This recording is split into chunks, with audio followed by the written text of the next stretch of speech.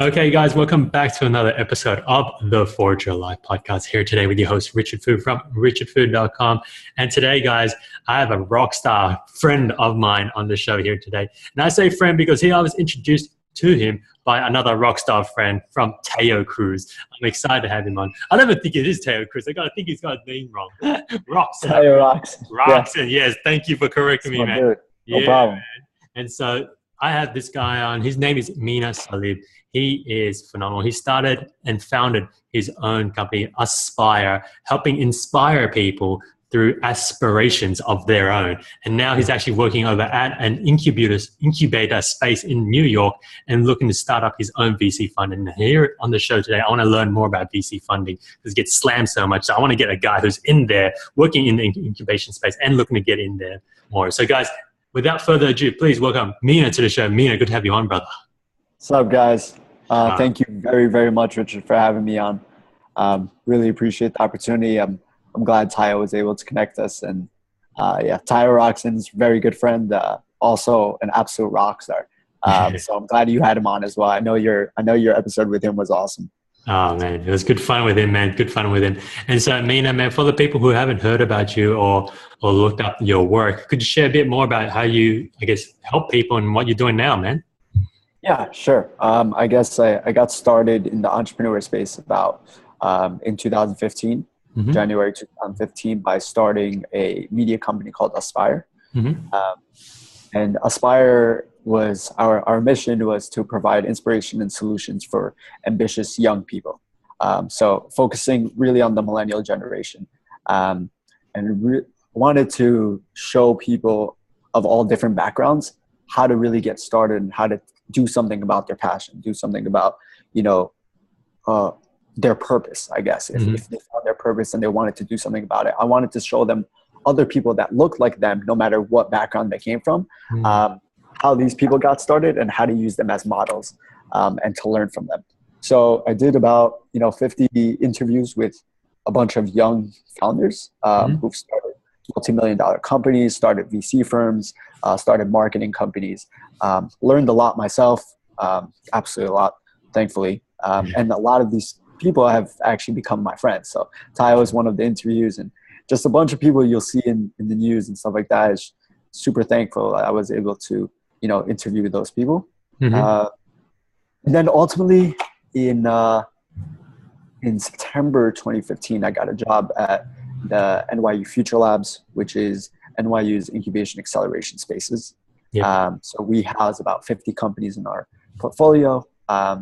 We basically help them get from seed stage to Series A, really helping them to scale their businesses, make sure they're hiring correctly, make sure they're meeting their KPIs, making sure that we're providing them with all the resources they need while they're ultimately focusing on their product and scaling up. And I guess in the near future, I'm looking to start a small angel syndicate where I'm going to be making my own investments. We've done 2 investments so far. And just really looking to invest in people and invest in their dreams and, help them grow. Love it, man. And I'm excited to have you on here before you even start your angel investing fund, because it'd be awesome once it takes off, man. You look at this interview again, like, man, look at this. Look at who I was, right? Just before I started. It's going to be awesome, dude. And then, I hope so, man. I hope so. Love it, man. And the reason why I'm excited to have this chat with you is because not too long ago, I went to Vietnam, right? And I was speaking at Entrepreneurs Boot Camp, and I got asked to jump onto this panel, and I had no idea, dude. I had no idea that they wanted me to talk about this. Get this, yeah. They wanted me to talk about risks in investing in a startup. And I had no investments at all. I didn't know anything. And they just said, we just want you on, Richard. We want you to keep the crowd alive and awake. All right. I'm sure you did it, man. You got a lot of energy. I'm sure you did. Dude, man, I just ripped that thing apart, and I smashed a lot into this, right? And this is what's been happening a lot in the media, and this is why I'm excited to have you on here, is that a lot of the media recently, especially through Gary Vaynerchuk and a lot of other business people, are saying, look, you don't need seed funding, you don't need VC funding to go start a business. You should make your own business and start making money, which I believe is true, right? And this is why I'm excited to have you on here. Is like, in the incubation space, it's kind of a different ball game. It's a different ball game. You're starting from the seed, right? Where basically they come up with their own concepts. Yeah. And then from there, I mean, like, how do they know? And when is the right time for these people in the incubation space, or even people who aren't in these incubators, to think about, oh, maybe it's time for me to go get, some funding? What are your thoughts on that, man? Yeah. So first off, I love Gary Vee. He's like he's one of my inspirations, and like really I got a lot of energy and a lot of passion just by listening to this guy. Mm. So, and a lot of the time, I honestly do agree with that. A lot of the time, you don't necessarily need to raise. I think startup culture has kind of, messed up our thinking in a way that we idolize people that have raised money. You're not successful if you haven't raised a certain amount of money. If you haven't raised a 1.5 seed or a 3 million seed, whatever it may be, you weren't in the news because you haven't raised, so you're not successful. I personally don't agree with that. It really depends on kind of, first of all, what your company is. If you are a scalable company, you're most probably at some point going to need to raise. Yeah. But if you're building a product, right? Or I mean like a physical product, a lot of those times you need to manufacture something, you need to build out a prototype, and you don't need as much startup capital, especially on the onset, right? You can start just driving sales. Like the faster you can drive sales and get revenue and, grow by yourself, the better, because ultimately every time you raise money, you are giving a very big piece of your company away, a huge piece, right? So in every round, you would expect that you're giving around 20 to 30% of your company right off the bat. Wow. Right? So at the seed stage, if you're going to give 20 to 30% at seed stage, what are you going to be left with by the time you exit, right? So I do agree with that. I do think that you want every piece of equity in your company is super important. So if you are not at that critical point where you've hit a blockade and you can't scale higher without raising, then you should raise. You should take out outside investment. But if you haven't like gone through all the possibilities of growing higher without somebody else's money, then you should just keep growing and making sales. A lot of times people stop selling because they're out raising when they should be selling, so that at some point they can raise properly. Yeah, gotcha, man. Yeah. And I love this thing that you point out that so many other people may forget is that, if you're creating a product, you all think, oh, I got to manufacture hundreds, thousands, right? And then I need that funding for that. But you're right. I mean, like, look at it. You can do all these pre-orders to actually see if the market wants it that much. And I mean, like, if your product's that awesome, that unique, your customers are going to be like, look, it's okay if, you just message them like, hey, look, it's going to take us a little longer to ship the thing. Is it okay, for me to, take this much longer? Or you say, look, here, you can either hang on, right? It's going to take us another 3 months. Are you okay to wait? Or we can refund you. Which one would you like? Right? Exactly. But and even if you lose a couple of customers because you waited or because they weren't patient to wait for the order, whatever it may be, you really saved yourself time by validating the concept before you go out and you just make all this product that nobody wants. Yes. So to your funding question, it depends on what stage you're at. It depends what type of product you have. And ultimately it depends on how much leverage you have also. Like leverage is super important while you're raising. Because if you are desperate for money, you're going to make a very bad deal. Yep. A lot of the time. Right? So if you're making sales and you're covering your expenses and all this stuff, you can make a much better deal than when you're desperate. Correct. Totally agree, man. And let me ask you this, right? You're mentioning this word a lot, and you're talking about scalable businesses, right? For the people who are listening here, what do you mean exactly by when you say scalable businesses? Yeah, so scalable business usually means high growth businesses. So they're businesses that you get a lot of users quickly. You grow you grow, let's say 20% or 100% year over year, right? So those are scalable business. You're growing at a very exponential rate. And depending, as you get higher, you're going to grow less and less and less. But for the first couple of months, you need to be growing 50, 100%, 50% at least, right? Like to show investors that, okay, we're growing as a company and you should get behind this before we get too big and you miss the boat. Yep. Gotcha. So very early on, you have to show that there's huge growth, right? And that the growth, you're trying to keep up with that growth, basically, right? This extra money is to help advance that, so then you can continue growing it. Right, and then the reason why they'll back you is because their money is equivalent to your growth, right? You're not going to get money if you're not growing properly for a scalable business like that. Gotcha.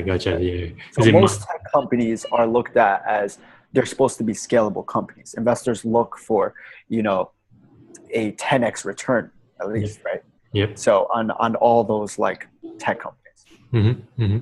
Gotcha. Yeah, because in my mind, I'm a systemizing type of guy, right? So I'm like, scalable means something else to me. So I thought I'd ask you, and I'm like, oh wow, okay, glad I asked you, because I mean that's awesome, dude. And so then, as an investor here, man, like talk us through this. I mean, actually, even before that, one question. I mean, how long do you think anyone who's starting a new business, in these incubators, that let's say, how long should they continue working on this business until they realize that it's not going to work, bro? Like, what kind of time frame do you think they should? Because I think some people, and I'm at fault for this. My first business, I stuck in there for 3 years, and he was not making shit. Yeah. And so I want to. What's your time frame that you think that someone should be working on the business? And if it's not generating the money, not generating the growth that it really needs to be sustainable, then they should probably drop it. Yeah, I think it actually brings us to a very important point, which I know Gary Vee talks about a lot, which is self-awareness, right? So self-awareness in yourself and figuring out your strengths and weaknesses, but also self-awareness for your company and where it stands. Is just super important, right? Like as entrepreneurs, we kind of have to be a little delusional to actually even get started. But at some point, especially when you have a team, you're really responsible for all these people, right? You're responsible for making critical decisions. You're responsible for understanding when to make, when opportunities hit or when they arise. And ultimately, when you're not meeting your metrics, right? Like it really comes down to your numbers a lot of the time, right? Sometimes it once you get started, a lot of time it stops being about like the belief in yourself, because you believed in yourself. You got started, and now you're growing and things are happening. But ultimately, it's when you get to a certain point and you hit a wall, you need to figure out why that wall came about, right? Why there's a blockade here. Is it because I don't have a market fit? Is it because I don't have customers that really want my product? Is my market too small? Maybe I'm just not a scalable company. And like it's really figuring out and analyzing where your startup stands in this whole space. Ultimately, if you're hitting that wall and you can't understand the why, then I don't think a lot of the time you're not being honest with yourself. A lot of time you just know why, right? Maybe it's not a good product. Maybe people don't want it. Maybe you didn't do enough validation in the beginning, or maybe it's just not a big enough market. So ultimately, there's only a certain amount of people that want this thing, and you can't grow it up to a certain point. So I guess really it depends on the situation when you stop and when you don't stop. But how you figure that out, if you're really having trouble, talk to people, talk to professionals, talk to investors. Figure out what they think about this. And a lot of time you're going to get those stories where this person worked on this for 2, 3, 4, 5 years and kept, banging on the wall and finally broke through at some point. But that's not all the time. And a lot of time that's an aberration. And great advice, man, because I know that that's the story I kept telling myself too, man. It's like, it's all right, man. It's all right, man. It's not long until it's going to break through, not long until it break through. But you're just like that 1 millimeter off where you're meant to be, right? And then if you just make that little shift and bang, you're back on the right track. And that's beautiful, man. And a question I have for you here, man. I know that you're kind of like an investor for yourself as well. And this was one of the questions that popped up in my panel discussion. And I say, like, all of us are investors in startups, right? If you're a freaking entrepreneur, you're investing in yourself to give it, of course. And so then talk me through this, man. I mean, as you said, you've already invested in a few companies before, and I'd love to understand from an investor standpoint, right?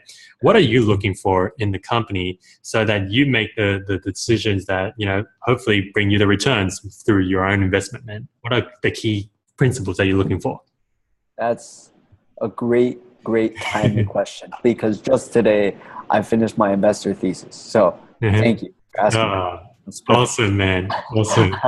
That's perfect. I think first and foremost, I'm very founder first, right? Mm-hmm. Meaning I invest in the founder first and foremost. Mm-hmm. Because ultimately I'll understand if there's a market, I'll understand if the numbers match up, but it really comes down to the founder. I don't a lot of the time invest in people I don't believe in. And that a lot of time it gets kind of like emotional because you get invested in the founder themselves.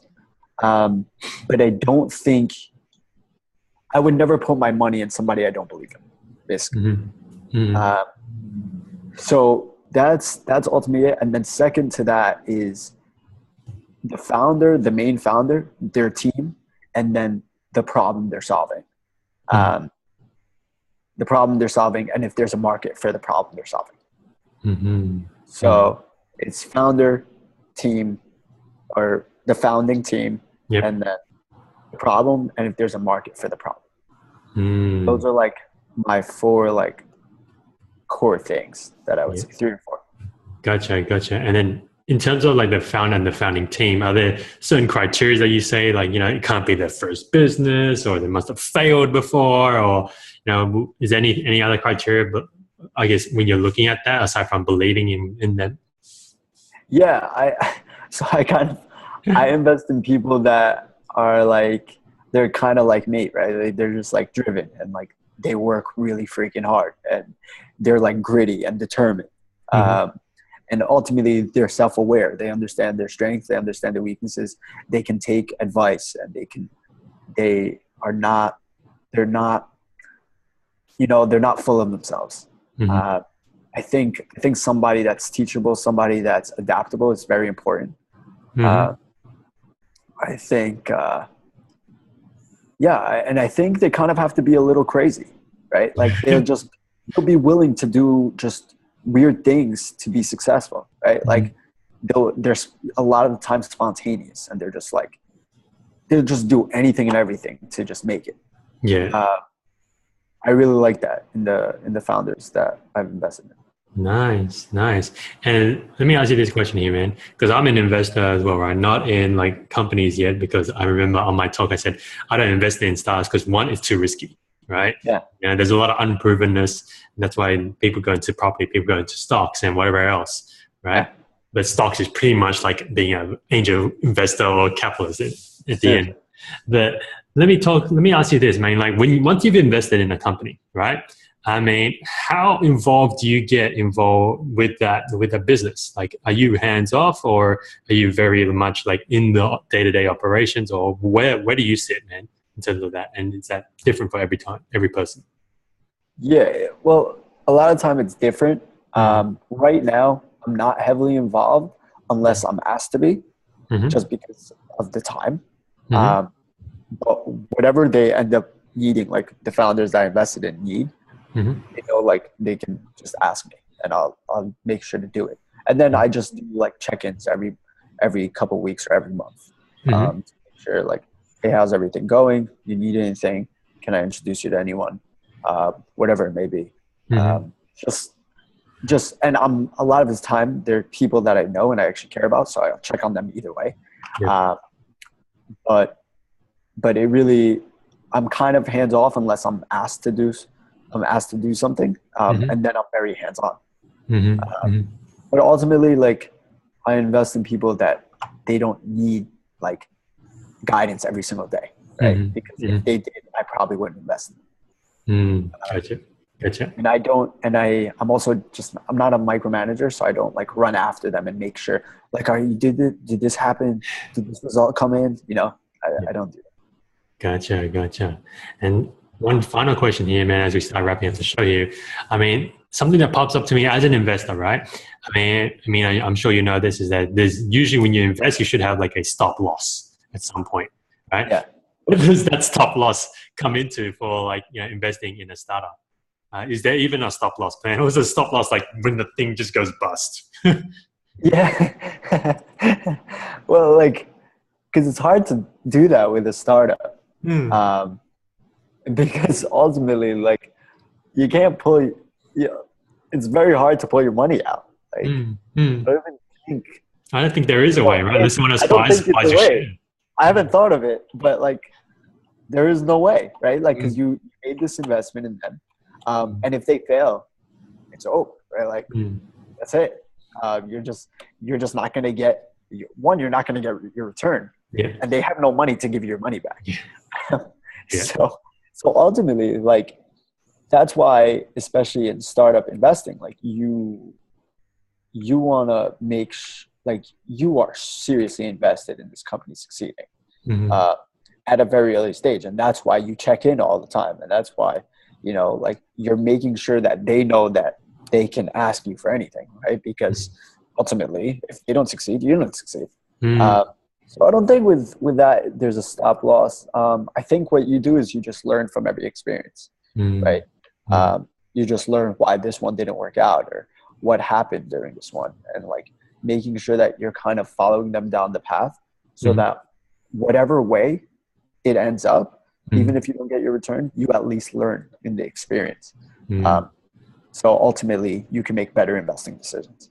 Yeah, man. Well put, man. Well put. And it's funny because I sit here and I'm like, when I did that little chat on the panel, I'm like, it's just like gambling. Honestly, it's just like gambling because you have to be willing to lose it all, right? Yeah. And if you're not cool with that, then you shouldn't play, right? You shouldn't play at all. No, yeah, definitely. Like, if you should never invest money in a startup that you need.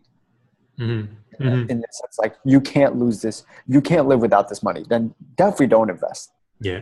Because this might be the riskiest bet that you can make, right?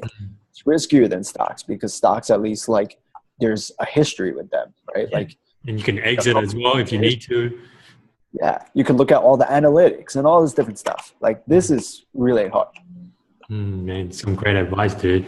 And I just keep saying one last question because I'm like so into this. Hey, man, we keep doing this. It's fun. I love it, man. And there's a part of me here, man, that sits here and I go, man, I mean, like, it sounds awesome, right? It sounds awesome to say you're investing in it, but in terms of the regular check-ins that you're doing, yeah. I mean, I'm sure there are check-ins where they're like, Mina, we haven't done much. Mina, nothing's really grown, right? And like that, how what's your criteria in terms of like, okay, I'm gonna chill out and look, dude, I'm gonna come down and say we're gonna do something, or when do the alarm bells go off for you in these check-ins that you're like, hey, dude, like, you gotta step in and kick them up the ass kind of thing? Yeah. So it really comes down to, again, like, who you're investing in, right? So, like, for me, even at work, like, I am my number one critic, right? Like, nobody's harder on me than I am on myself. And I invest in those people. So whatever I say to them is not necessarily going to do anything in the sense that I'm sure they're just as pissed. And like, I know that they're just as pissed that they haven't returned anything because I know who they were before I invested in them. They're like me in that way, right? Like, if they're not doing a good job or nothing's coming in, I know they're pissed. But ultimately, like, obviously I'm going to be like, hey, like, what do we need? It's not necessarily, okay, we understand what the problem is. There are no clients, or there's nothing coming in, or we're not growing, or whatever it may be. That's the problem. What the hell is the solution, right? What do we need to do? So it's more of that discussion. Like, okay, we get the problem. We're not going to dwell on that. Just let's figure this out. What do we need? Who do we need to talk to? who do we need to contact? How do we need to scale? Whatever we need to do, let's just do it, and I'll help you do it. So. Great, man. That's why I can see that there's the number one aspect for you is to have belief in the founding team, to make sure, because if you don't have that belief, man, then every week, every time there's a bad week, you're just going to like flip it, right? And go like, come on guys, what the hell's going on? Exactly. Dude, man, love it, man. This has been an awesome chat, bro. And as we wrap up, man, we're going to go into the quick fire question round here. Okay.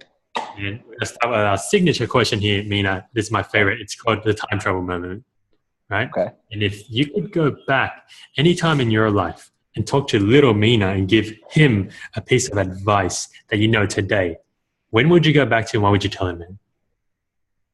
I would tell him in probably like the 10th grade, and just be like, the time is now. That's it. Like, I would just tell him, like, the time is now. Like, time is the most valuable thing you have. And when you're younger, you think it's like, you think everything else is more important than time because you have more time. Yeah. But I think as we grow up, we just figure out time is the most important thing. And don't waste it just kind of unproductively, or just, not maximizing what you've been given. So I would just tell him time is now. I love that, man. Doing something that he loves. Yeah, I love that. And it's so important that time is the most valuable asset that just keeps disappearing every moment, right? You can get money back anytime. You can make more money. You cannot make more time. Yeah, exactly. Beautiful, dude. Beautiful. Next question I have for you, brother, is like, for people who are looking to start, into VC and angel investing one day, right? Yeah. If there's one book that was a total must read that they need to read about this, what would that be, man? I think my favorite is 0 to 1. Not necessarily because of the investing part of it, but it's like the mindset. It really shapes your mindset more than anything. Peter Thiel goes through a lot of things. The entire concept of 0 to 1 is phenomenal. But ultimately, it's really the mindset of where, like, if you're going to be following the herd, you're not really creating anything, right? It's thinking outside of the general thinking that the general path that everybody's thinking. It's trying to create something that's really never been done. And just shaping your mindset around that, instead of kind of like a herd mentality or a risk-averse mentality, is super powerful. Awesome, man. We'll add that into the show notes, man. And, I think that's really all the questions I got, bro. Right? And I think we should do another interview, man, later on when you starting up your own, angel investing fund, man. And I'd love to touch base with you, see what you're doing, how you're doing it, man. And yeah, man, keep me accountable. Keep me accountable. I've done a couple of like private investments, but I'm going to just try to put this thing together and actually start a syndicate. So, bro, that sounds keep awesome. me accountable. And whoever's listening, just keep me accountable. Hit me up. Yeah, awesome, man. And so, dude, if people want to get in touch with you and learn more about your work and your upcoming fund, where should they go, man? Yeah, so any social media. My Twitter handle is Mina, MINA, Salib 09. So you can follow me there. LinkedIn, Facebook, Mina Salib. My email is Mina, MINA.Salib, SALIB09@gmail.com. So awesome, any of those places, you can check out my website. I need to update it, but that's minasalib.com. So most of those, yeah. Awesome, dude. Awesome. We'll add them into the show notes, bro. And then as we finish up here, was there anything else you wanted to mention on this show that we didn't have a chance to talk about yet?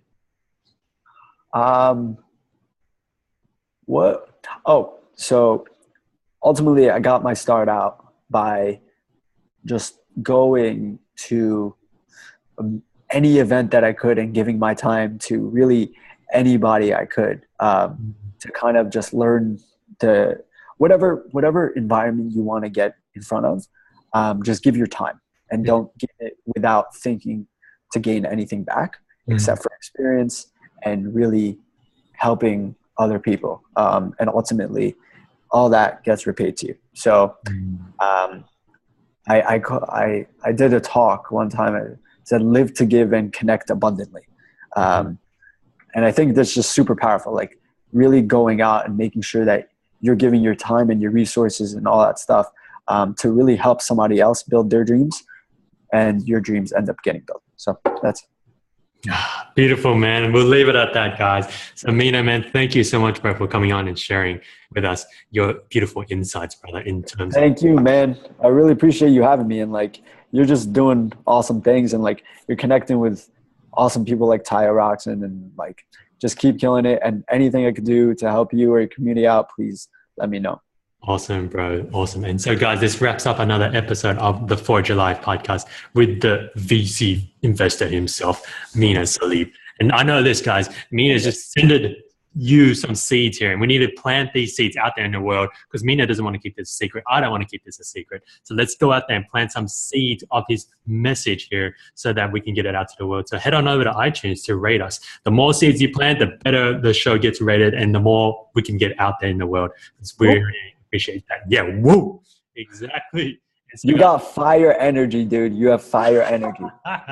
Thank you, man. Thank you. And of course, remember to head on over to richardfood.com to get all the resources that Mina has shared here with us. And finally, guys, go live with love and go smash it. And I'll see you again on the next one.